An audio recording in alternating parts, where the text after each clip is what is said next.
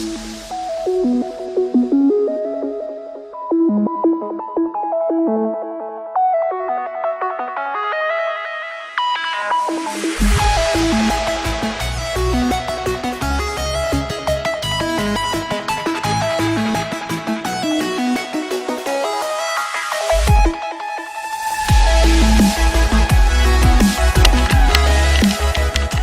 Candidate of Action Democratic Party, ADP.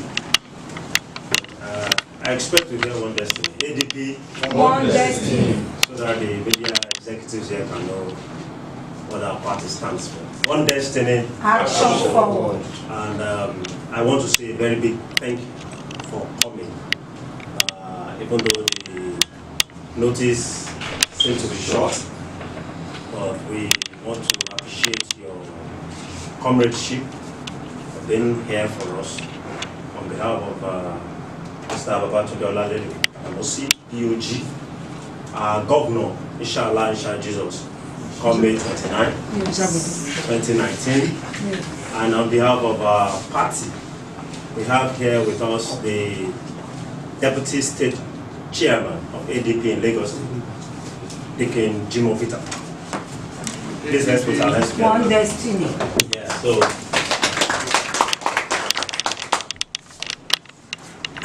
And we have our woman leader in the house.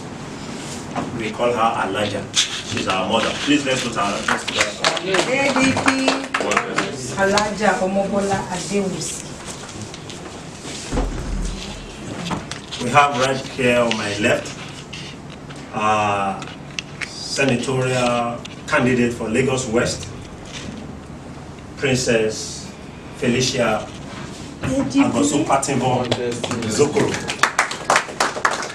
Also, we have House of Reps candidate, Honorable Watai Sejuro Olaniyo is here with us. One destiny. Yes.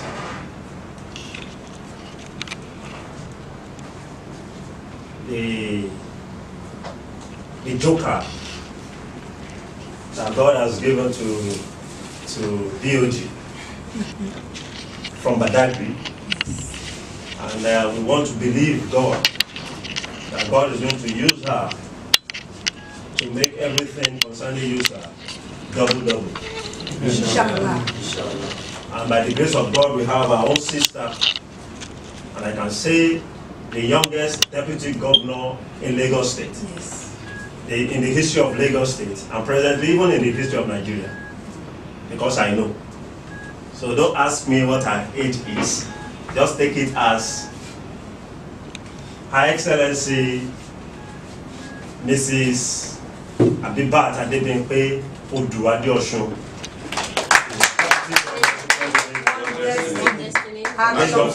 Thanks for coming. And we really appreciate our governor and our party for giving us young people the opportunity to run on this platform. And we are also proud that in Lagos today, when you talk about the big wig parties, the known ones that have messed us all up, we will shake this constituency and rewrite the history. Amen. Nobody does it alone. My governor cannot do it alone. The deputy governor cannot do it alone. The party cannot do it alone. We extend our hands of fellowship to all of you. Talk to your neighbors, talk to your friends, talk to your associates. There is a credible alternative on ground. And this is the way to go. ADP. One destiny. One destiny. Action forward. Thank you so much. Olalere Gbadamosi, gubernatorial candidate of the Action Democratic Party in Lagos State. I hear you guys have a lot of questions. You may proceed. Co-proceed. I want to know, you're in the race for so many reasons. I've known you for a very long time, so to say. And you're one of the most brilliant candidates we ever have seen in Lagos State. I have to commend that. The issue of Lagos State bothers everybody. I was told some fora that Lagos State is not a state. That Lagos State is a going concern. It's being run like an enterprise of a single dynasty. We want to know what are your plans to confront the lion of Lagos State? And what are your plans to wrestle power from a seemingly the politics of Lagos State is so monetized? Everybody knows that. So how rich is your party to confront the political apparatus and the money bags? There always comes a time when the strength of the public space will begin to rely purely on the power of ideas. If you look at many of the so-called developed nations, they have had to go through centuries of turmoil. And through those centuries, a period of distillation occurred,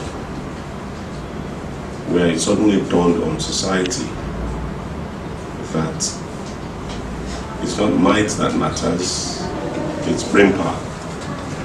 That's what matters more. And as time has gone on, history has taught us that in fact, a society that prizes financial muscle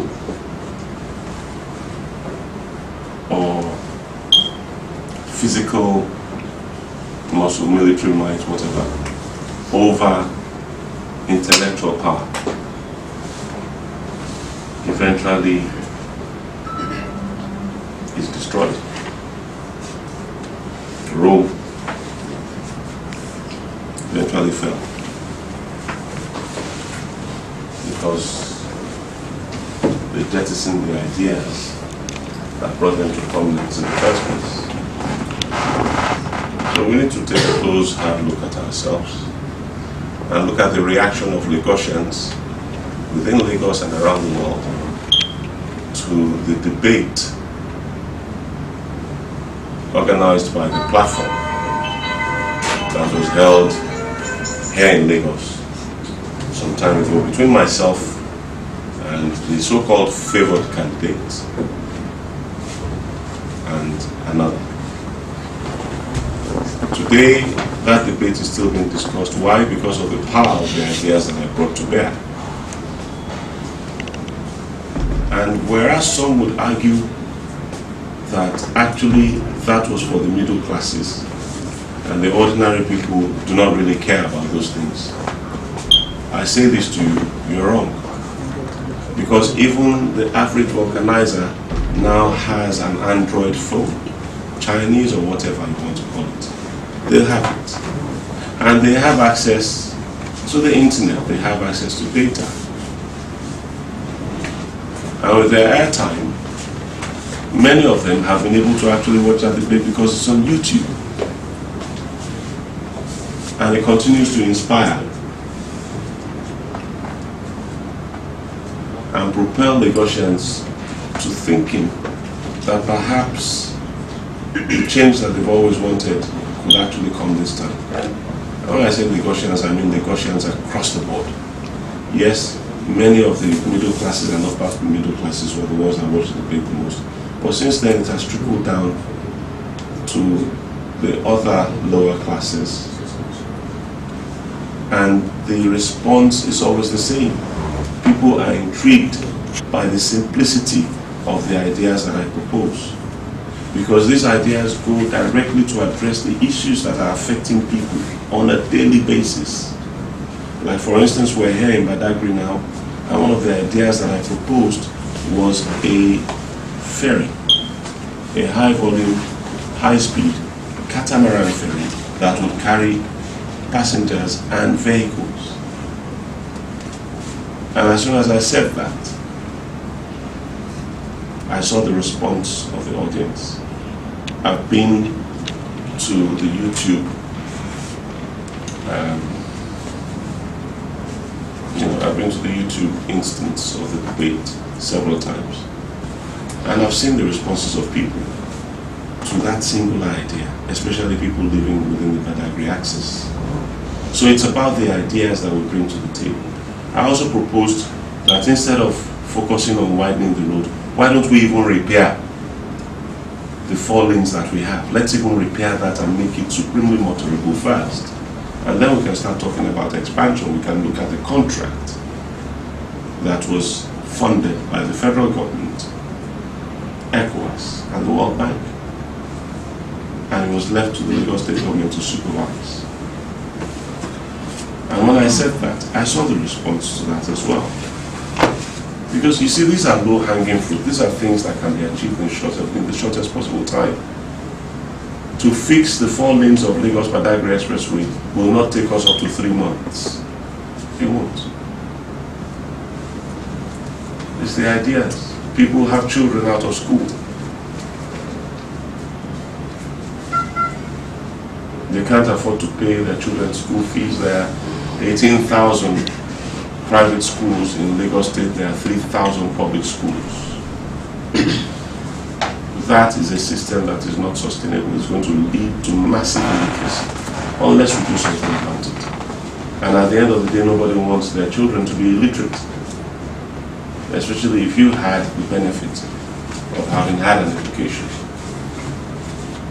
So we need to address the issues. And I think at the end of the day, that is what will win the day.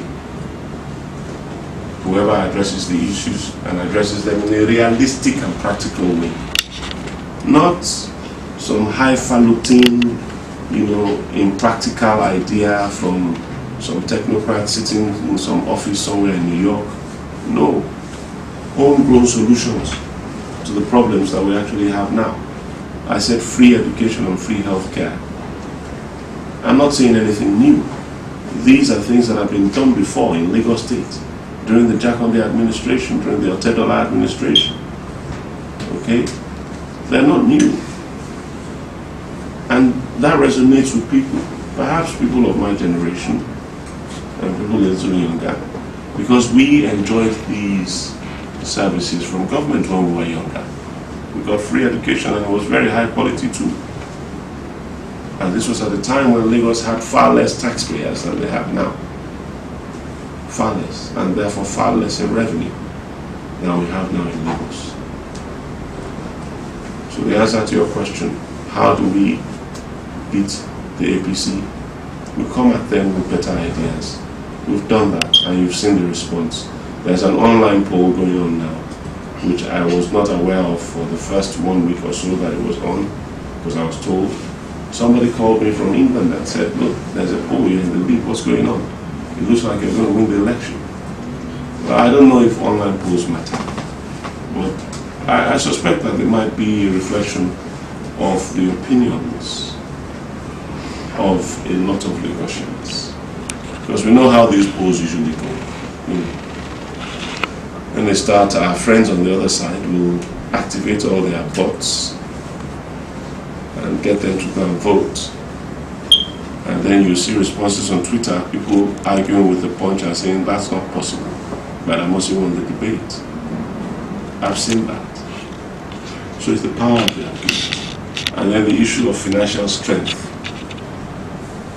It's interesting you should mention that, because it's an indication of how low we have sunk as a society. We're all witnesses to the pictures that were circulated widely on the internet of 2 bullion vans entering the premises of a certain APC leader, who then went on television to admit that yes, the bullion vans were his own on the eve of the election, and that the money was his own, and that if anybody's money was, and so on and so forth. Meanwhile, other people were being arrested for being in possession of any amount of cash. That was happening. before the election. So can we beat them? I think so. I think we can beat them. It's no longer a matter of money for many Lagosians. It's a matter of what are you bringing to the table in terms of solutions to my problems. You know, I take 4,000 naira now, or 5,000 naira, and that amounts to just 3 naira 46 kobo per day for the vote. If you take 50,000 naira, all you're getting is 24 naira a day for the next 4 years. People understand the arithmetic, and they're not going to sell their souls anymore. I know that many Lagosians have decided that they actually want a better life and not just immediate gratification for the now. So we keep pushing our ideas. And some of the people that they use to fabricate these elections, many of them have actually come to us and said, we're going to work for you. We're going to make sure the other people can't rig, because that's what they always do. And we do it for them. How true it is, I don't know. You know. But I'm glad of any support that we can get. I'm glad. From Radio Nigeria, we know the politics in Nigeria, especially Lagos State. And I know in winning election, there's all called structures. Because you need people across board, agents, canvassers, people that will protect the vote. Structurally, how is your party faring? Or what do you have? Do you have the structure to win the election in Lagos State? You can't be said to have as strong a structure as, say, the APC or the ADP. And that's the reason why for the gubernatorial election, we're not going to go it alone. Okay? We're working relationships with other political parties.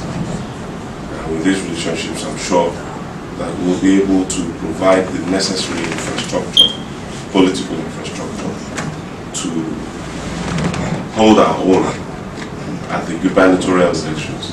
I'm sure you know that Lagosians can distinguish very clearly between presidential elections and gubernatorial elections. And you also know that politics, all politics is local. I'm sure you know that. The issues concerning Nigeria are not necessarily the issues concerning Lagos. And so people, you know, there are issues of godfatherism, there are issues of undue influence, there are issues of undemocratic behavior by some political parties that is driving members of theirs to come to say that, you know, we just wanted to wait until the presidential election is over. Once it's over, we're for you. And we've seen how people have stepped up to us. As we were walking in here, we met members of a particular political party. And you saw the camera, you saw the warmth. So that tells you that we're not going into this alone.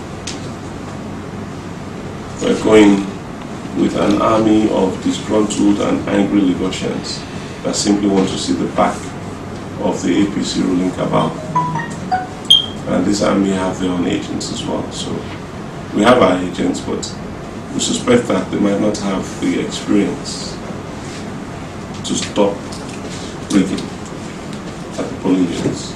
So other political parties are going to be working with us to ensure that rigging is nipped in the bud. You talked about the tourism potential in Badagry and how you harnessed it. And I recall that you also talked about Lagos moving in one direction in the morning and also moving in another direction in the evening. And how you tackle the problem regarding spreading the economic perspective of Lagos across the divisions and other local governments. But time didn't permit you to elaborate on those plans on how you harness the potential of Badagry. And I'm interested in that because in the last 16, 17, 18 years, 20 years, we've suffered marginalization the most in all facets. I agree with you. And I want to please talk about how you are going to work on Badagry's economic potentials, tourism potential, and road. You've talked about road and the ferry. I'll give you a presentation. Coastal area and running into Badagry. In a couple of places, you will cross the existing Lagos Badagry Expressway. You will also cross a number of bodies of water. get to Badagry. I'm looking specifically at the ASCOM side, ASCOM, am I correct? Yes. I'm looking specifically at that as a landing point for that road coming from Olojo Drive. It's for us to have 3 means of access to Badagry by road. And then finally there is also rail for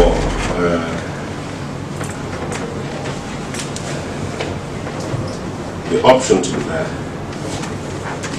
I'm hoping that within the first 2 years of being in government, we'll be able to start a railway service, or we'll be able to start constructing a railway service that will serve from Badagry all the way to Odeomi, where they will have branches that branch off to the exit points of Lagos State, the road boundaries of Lagos State, such that going through Apapa and going through Ibafo will mean anybody that wants to pick up goods or petroleum products from out of state will have to do that at the boundary stations where we will have inland container terminals as well as tank farms. Okay? And then the beachfront, the whole reason why we want a road on the beachfront is so that we can open up the beachfront for tourism. I'm aware that a lot of the sand on the beach has been eroded, a lot of it by human activity, people coming with Land Rovers at night. Or do you not have that problem here? Yeah. People coming with Land Rovers at night to come and dig up the sand at the beach has depleted the beach somewhat. So we're going to be working hard with an ecological company, and the idea is to reclaim the lost beach. So we'll go into the sea with high volume, high capacity dredgers that will be planted offshore, and we use them to pump sand back onto the beach to reclaim it back to exactly where it was, say maybe about 100 years ago. And the idea behind that is to create new real estate. So you have sewage networks, sewer pipes, all set up, along with mechanical pumps to move the waste on to the next destination. So we're going to be doing everything we can to make living in Badagry a much cheaper option for people who work in town. The road between Badagry and Maltu is just about 50 kilometers. Am I correct? Am I correct? Yes. You need to build roads, right? Yeah. You need to open it up. Yeah. Once you open it up, people will come naturally. They'll build their homes, they'll build their businesses. You know, they want to be in a new area, especially if you are serving the infrastructure you bring with a lot of utilities and services. So if you just build the road and you just leave it, people will come anyway. Now you build the road, you put electricity, you put water in there, you're building central sewage systems. Okay, of course people will rush there. It's natural. And once that happens, sir, your question will be answered. A lot of youths will get a lot of jobs. Yes, primarily in the construction industry. But when they finish constructing whatever facilities it is they're building, who are going to work in those buildings? It's young people. So the best way for government to create jobs is to actually open up. I mean, look at Abuja. Abuja had a serious joblessness problem, okay, for a very long time. And they started opening up, and the joblessness began to die, and people started coming from all over the country, until this administration came in and decided to smash the table, and the whole Abuja economy has died as a result, which is why they lost the election in Abuja. You know, because people can see clearly, people are directly affected by their bad policies. And so that's why it's very important for any government that's coming into place to tell us what it is they want to do, and that's why I'm telling you now. Given the opportunity as a governor, executive governor of Lagos, what would you rather do differently to tackle the energy problem of Lagos, water problem, and refuse? Okay. I don't understand why anybody would think that it makes any type of sense to centralize refuse collection and disposal. It doesn't make sense. Okay? The Constitution, even the Constitution actually recognized that and gave the job of waste management to local governments. So what are we going to do? We're going to give back the power to manage waste to local governments. That means the collection of waste, the recycling of waste, the disposal of waste, all that is going to be the remit of local governments. But we're not just going to hand it over just like that and leave them to their fate. No. We're going to first give them the capacity to deal with the job that we're giving to them. That means we're going to build recycling centers for waste in every of the federally recognized local governments. At some point, we hope to be able to spread it down to the LCDAs, but we want to deal with the local governments first. So what we're going to do is we're going to build facilities that will be able to recycle all manner of waste. And these things are not expensive anymore. They used to be. They used to be. But a lot of other technological giants have stepped into that fray, the area of recycling. So for instance, we know that we can recycle plastic waste into,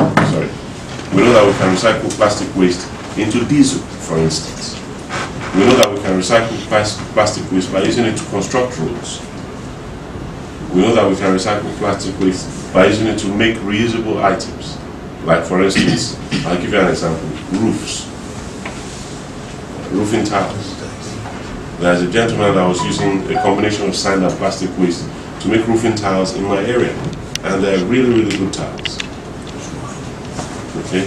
So we have enough plastic to give us enough different applications. That's for sure in Nigeria, enough waste plastic. So somebody said, oh, we're going to ban waste plastic. And I said, no, it's an important resource that we can use for other things. Then there's also the issue of waste paper. Once you've dealt with the waste plastic clogging up the waterways and so on, you also have to deal with waste paper. And what's the best use for waste paper? You can use it to make toilet paper. You can use it to make MDF. Like MDF board that they sell at Motion, you can use waste paper for that. You can use waste paper for so many other different applications. You can use it to make cartons, for instance. So there's also glass waste. All right, you collect glass. You can always give it back to the bottling companies and so on, or you give it to the glass sheet manufacturing companies, and they'll buy it off you. It's all raw material as far as that concerned. And then, of course, finally, there's metal waste. Okay. I'm talking now about the solid waste that we generate from day to day. There's metal waste, and of course, we know we can deal with that by simply melting it down. We crush, we melt, we sort, and then people who want to recycle, say for instance, if it's steel, you can use magnets to sort steel away from other metals, and that can be recycled as well by simply melting down. The thing is, the key is having the technology. And having the technology is not about, what do they say, technology transfer. There's no such thing. You buy it. You want a car, you don't go to the manufacturer and say, please transfer the technology to me to show me how to make this. No, you buy it. And if you're interested in the tech, you can buy and reverse engineer. That's what the Chinese did. They reverse engineered everything. Everything they manufacture now, they reverse engineered from copies of the original that they bought initially. So that's how we plan to deal with the issue of waste. Okay, we hand waste back to the local governments, and we help them to build the capacity to handle the waste. And then the issue of power. We need to devolve power from the center. The idea that, again, for me, it's always reduce it to the lowest common denominator. Okay? So the lowest common denominator in this case is, again, the local governments. But the local governments can't manage their own power generation and power distribution. So, because, of course, they don't have it. So the state will step in, build brand new underground power networks, one for each local government. So there will be mini grids, so to speak. And we'll be introducing IPPs for them as well. It may be privately led, it may be state-led. It all depends on what's available. And whatever we do, we're going to be making sure that it's surely sustainable. So we're using a lot of new technology. Some old technology like solar panels, that's old. That's been around for years and years. There's other technology as well, other technologies as well. Some of it is homegrown. I can tell you this now. There's a company in Nigeria that's discovered a new way of generating power. And they're currently, as I speak now, they're obtaining patents for it. Now, I happen to be on the cusp of things like this because, I keep my contacts with all my old friends. I was an IT entrepreneur back in the UK. That was in my previous life. So I keep contacts with all my friends that are in these fields, and we can keep an eye on what's cooking in each field of high tech. So that's how we plan to do it. We separate the grid, because when you have this big grid, there are too many failure points. The network is too old. It's been there for years and years and years. A lot of it is weather beaten, and you just never know where the next fault is going to come from. But if you build a brand new network and you keep everything on the ground, you protect it from the weather to start with. That's the first thing. And then secondly, finding the faults will be a lot easier when you have everything on the ground. And if you build the network the right way that you're supposed to build it. If you build it the wrong way and try to link everything, of course you're going to have issues. And you're going to have problems tracing faults. But when you build the network the way it's supposed to be built, with bus bars and the like that, you'll be able to isolate faults very easily and deal with them as they come. Okay? So that's that about power. And then you said water. It's the same treatment. Go back to the lowest common denominator. Alhaji Jakode was correct when he built, I think it was 20 mini water works for the whole of Lagos State, one for each local government. That's what we're going to go back to. That worked, and we're going to go back to it. This time, we'll start out with 20 mini water works. Not that we're going to build brand new ones, but the ones that are existing, the ones that already have existing structures, we're going to refit them, retool them, and make sure that they start working. The ones that don't, the local governments that don't have waterworks, we'll give them waterworks. Okay. The ones that do have, we'll re-equip, we'll retool, and we'll make sure that they start pumping out water on a much larger scale than we're getting now. And then, of course, we'll have to lay brand new pipelines, water pipelines, to distribute to all the areas. And again, like I said, we're going to start with the Lagos Integrated Regeneration Plan local governments, the 8 that we selected. And these are the ones that are going to first get the benefit of 24 hours power, 24 hours water, better roads, better designed roads, with pedestrian access and so on. And then, of course, we're also going to be talking with the telecoms companies, because this is now the issue of youths you mentioned earlier. Now we're going to be talking to the telecom company that has the license to deploy landline telephone networks in Nigeria, to come start up in Lagos as quickly as possible. And when I say discussions, we're going to be doing, specific things in terms of collaboration with the Ministry of Works and the contractors to lay sleeves for trunking, basically, for the fiber optic networks that we need in order to be able to attract the kind of jobs that young people will quite happily jump into once they have the training and they have the knowledge and experience. For instance, Lagos State and Nigeria in general loses billions of dollars every year in web hosting fees. Virtually every newspaper in Nigeria has a website. You find out where they post the websites and you discover that they're not hosted here in Nigeria. All right? India has the largest number of call centers in the world, followed by the US, followed by the Philippines. So on like that. And Nigeria does happen to be the third largest English-speaking country in the world, right behind India and the United States. A lot of our youths off the streets and into jobs that will actually pay them really well. Before now, Badagry has one problem, and we've not had anybody to allay the fears people always have, and that's about the revenue generated at the border vis-a-vis the development that is here from the federal government. People don't even know the program or the policies the government has on environmental protection, and of course the revenue that we accrue and what Badagry will get. So we wouldn't have the Nigeria data treatment.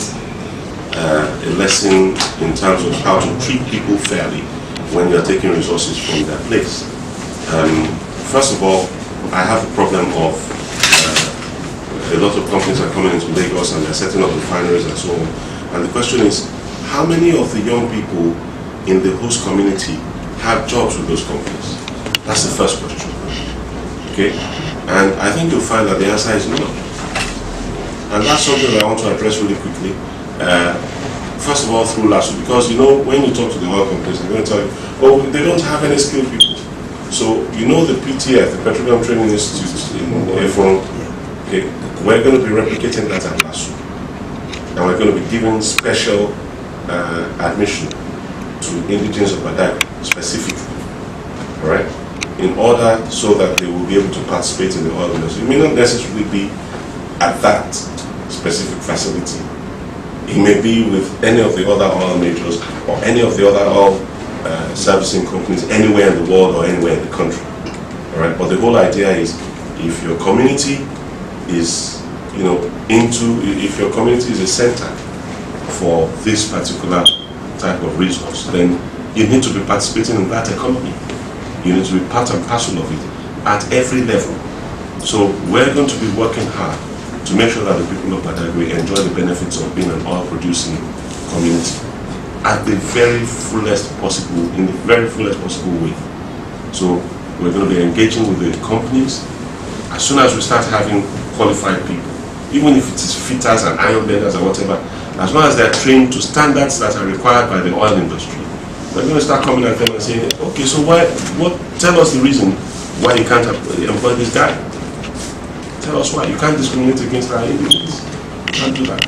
Not on our soil. If you insist that that's what you're going to do, then we'll have to use our planning laws to come after you. We'll have to use any means necessary to come after you, because you have to make sure that our communities are not deprived of an income. But of course, we're not going to be basing the argument on just sheer accidents of geography. We're going to be basing it on merit, and that merit will come from Lagos State government scholarships, okay, to Badagry indigenes who are willing and able to go and learn about the oil industry. So it may not be any of the people at this table. It may be this young man because he's still quite young, okay, but however many young people we can get into that industry, we're going to get them into. And of course, there's also the fact that oil is used for energy, right? Okay, so we must not close our minds to the idea of making Badagry an energy hub for Lagos. Okay, so when I say an energy hub, I don't necessarily mean just generating electricity. I also mean, for instance, producing solar panels, because there's silicon sand here in Badagry, and that's one of the raw materials for producing solar panels. So if we want doctors, we better be ready to pay for them. In the US, they pay them $200,000 per annum as their starting salary. That's their starting salary. That's why you see doctors, as soon as they qualify here, the first thing they do, they rush to the nearest embassy and go and get visa to get out. So how are we going to stop that? We're going to stop it by paying a decent minimum wage for medical staff.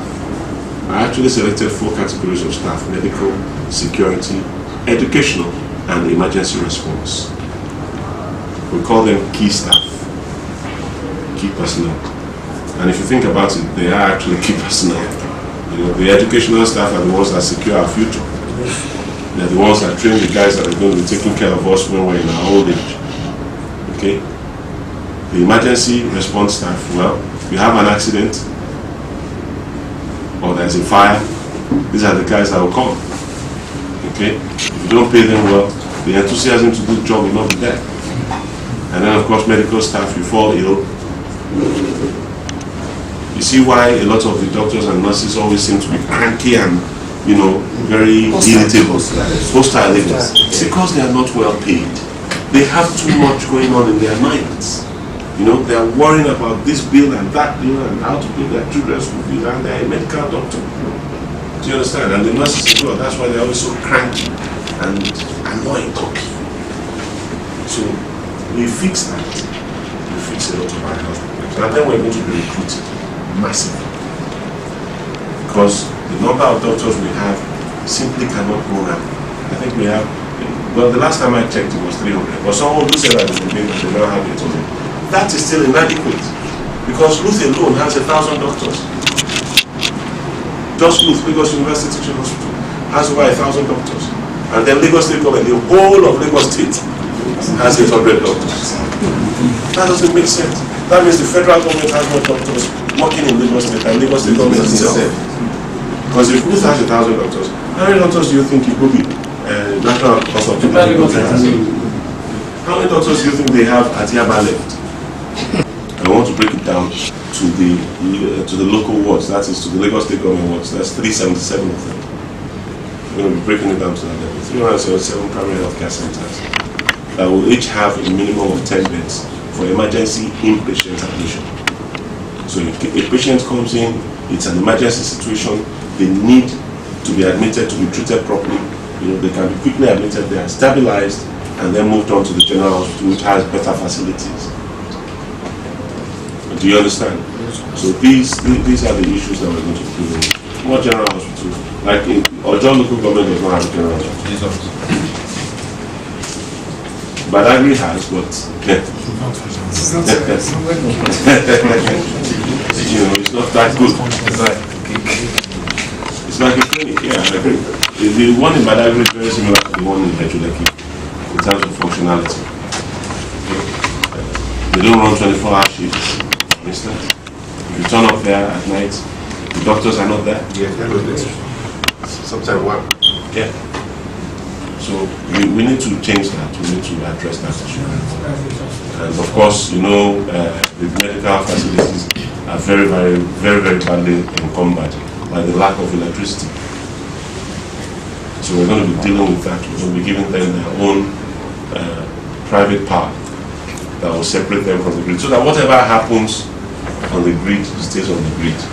The hospitals, Fashola started something that I actually like, but I don't know how much money they were able to cut away with that. The solarization of medical facilities and schools. Okay, I like that idea. And that's an idea that I will pursue. Perhaps in a different form, but we'll be pursuing that idea of making medical facilities totally power independent. But not just power independent, but with adequate power without recourse to the grid. So when you go to a general hospital, for instance, you'll be able to do everything that Mekyo and Vedit are doing. You know Mekyo? Okay, you don't know. I'm an islander, that's why. Yeah, mainland that. I carried out. Okay. So what I want to do is give every single general hospital in Lagos the capacity that Mekyo or Vedit have. So whatever medical test is under the sun, if the equipment is new, if they released it last week, general hospitals in Lagos will get there. They'll get their own version of the equipment. So if it's an MRI scan machine, a mammogram machine, CT scan machine, X-ray machine, the very latest of equipment we will have, so that our medical staff will get the fulfillment and joy of being able to work in an environment that is world-class standard. So they will not feel inferior in any way to anybody anywhere in the world. And because of the salaries that we're getting, and because of our lower tax regime in Lagos than that of the US, they will actually enjoy a very much better quality of life than they're enjoying now. And they will be serving all of us very happily, enjoying their hearts. I did say that if we gave our brand new doctors in Nigeria, in Lagos, the equivalent of $50,000 per annum, they would stay. They would stay. $50,000. What's that in naira these days? That's about 18 million naira roughly. Maybe 17 million naira per year. Right? About 17 million naira per annum. What's that in per month?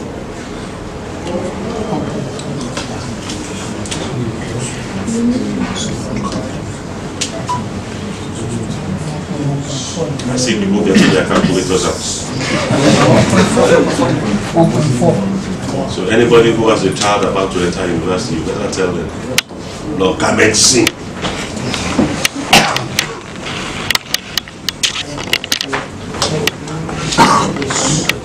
Then there's also the issue of consultants with the medical side. We've lost out on a lot of experts. Imaginative government, but to set up a system in which somebody like that is really comfortable to work. So we'll be headhunting the very best consultants in every field of medical service that there is in the world, as well as they're Nigerian. We'll be headhunting them to try and bring them back home and get them settled in such a way that they'll feel fulfilled and not feel like they're missing anything where they're coming from. And the reason for all of this, I'll explain to you. We want to do free healthcare in Lagos. The residents of Lagos. They are just somebody's sister or somebody's brother. Because all of these things will be biometrically captured. It to ensure that people don't transfer their rights to other people. So if you come from out of state, you pay. Pure and simple. And if you're wealthy enough and you feel like you don't want to be sharing a ward with, average people, then you pay for the ward. We have a two-tier system. In all of the hospitals, we're going to have a two-tier system. So at the very top of the hospital, there are private wards. And you can pay there. Yes, it will be a subsidized rate if you're in Russia. But if you're an outsider, you pay full whack. And I bet you what's going to happen throughout Nigeria, everybody will come to Lagos for medical tourism. Everybody will come to Lagos for medical tourism. Rather than fly abroad, they'd rather come here if we have the facilities and the personnel to actually take care of them. And that's how I plan to fund the Lagos State Health Service. Even an average student want to get into university to read law. I've been opportune to travel outside this country, to Germany to be precise, and I know every 5 kilometers you see a technical school for young people where they actually train and become very, very empowered. In Germany, less than 10% of the youth get to university. Most of them go to technical school, vocational school. What is the government going to do about technical education? Well, it's good to ask that question. One of the things that I want to do with the educational system is do some reform. And if we want to grow in the direction that I want to take us in, like the creation of technological hubs for different aspects of technology, nano engineering, biotech, AI, robotics, and all these other areas that I want us to start specializing in. We're going to need highly trained and highly skilled technicians and engineers. Okay. That means we need to rewrite our entire curriculum. Everything is rewritten. Our curriculum as it stands now is maybe 50 years old. And it doesn't really serve our interests in a modern economy in which we are required to compete with places like Singapore, places like Japan, places like Korea. We can't compete unless we repent and stop chasing paper degrees at the expense of technological growth. And at the end of the day, technological growth is the be all and end all, is the holy grail of all economies. Okay? So we're going to be de-emphasizing, not to say that the traditional professions are to be discarded, no, but we're going to start de-emphasizing them and paying more attention to technical skills. So technical schools are going to proliferate by the state government. We're going to proliferate technical schools more and more of them, and better equipped, better staffed, okay, and with better curriculum, better material to work with. We're going to be setting up a lot of collaborations with bodies like CCMA, the National Vocational Qualifications of the UK, NVQs. We're going to work with all these guys to set up systems that will enable us to impart, the necessary skills. So simple things like tiling, you'll be shocked how little and kids know about tiling. POP symbols, simple electrical connections, just basic electrical work. Plumbing. You'll be surprised how little our young people know about these things. So we need to actually be up and doing to start training our young people so that we become a center of excellence for the vocations. So if it's welding, if it's ironmongery, whatever it is, carpentry, furniture production, all of these areas, we need to become self-sufficient. Lagos State, we need to become totally self-sufficient. By the time we're self-sufficient in the area of basic engineering, we can now start looking at higher level engineering.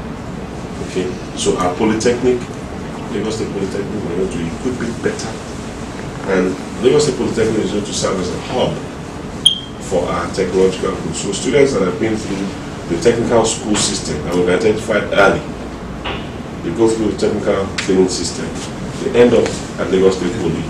If they want to go higher in their chosen area of technology, Okay, and we'll also be rewriting the curriculum for the higher institutions. So Lagos State Polytechnic, the teacher training college as well.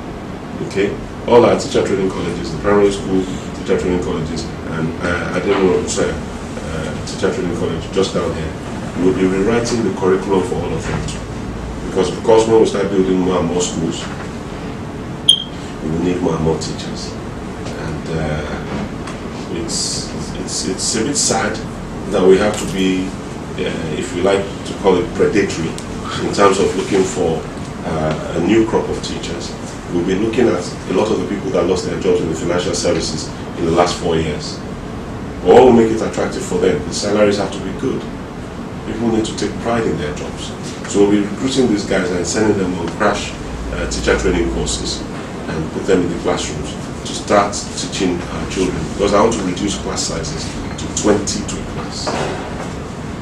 22 class. That means building more schools, and again that means more jobs for our young people.